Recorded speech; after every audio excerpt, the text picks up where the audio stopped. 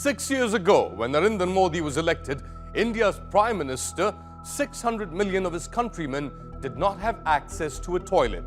India accounted for the most people in the world defecating in the open.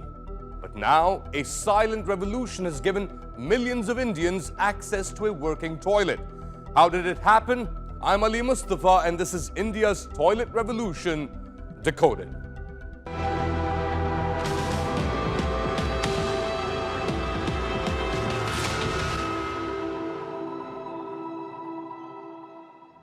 On October 2nd, 2019, India's Prime Minister Narendra Modi announced the end of open defecation in rural India.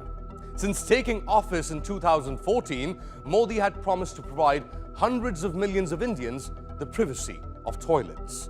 Almost half of India's population was defecating in the open that year. That's some 620 million people. The United Nations launched the Bye Bye Stinky Poo awareness campaign. By 2019, the UN praised India and its unprecedented efforts to bring safe sanitation to all in a country that accounts for 1/6 of humanity. A typical toilet costs between $200 to $270 to build. That's on average more than 3 months' income in rural India, out of reach for many. So the government offers subsidies for the poor to build a toilet in their homes. But since it's paid out in installments, many households wait months to complete construction. Under Modi's Clean India scheme, India has built, get this, a total of 111 million toilets. A study conducted in 4 of India's biggest states found that access to household toilets increased from 37% in 2014 when Modi took power to 71% 3 years later.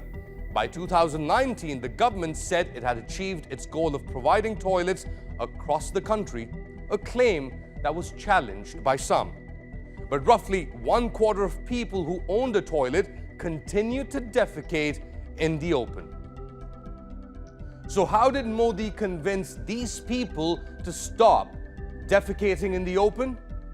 Nearly 500,000 volunteers at the village level took the message to the vast rural areas about how open defecation was a source of diseases such as diarrhea, typhoid, and worm infection.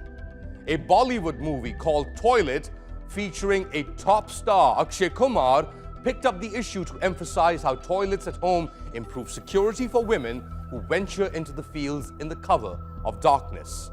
Before the scheme, it was estimated that more than 100,000 Indians died from poor sanitation and disease every year.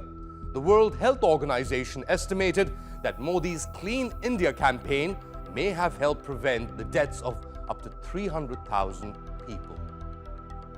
While huge progress was made, open defecation has not been completely eliminated in India. Many working in sanitation believe that further education is needed. The government is providing educational material to stigmatize open defecation and change people's behaviors so they use the new toilets. But that stigmatization can often go too far. In 2019, 2 children from the lower caste Dalit community considered untouchables were beaten to death for openly defecating in public. There's also been controversy surrounding the toilet program itself. A petition signed by more than 100,000 people, including 3 Nobel winners, asked the Bill and Melinda Gates Foundation to withdraw an award recognizing Modi's toilet success.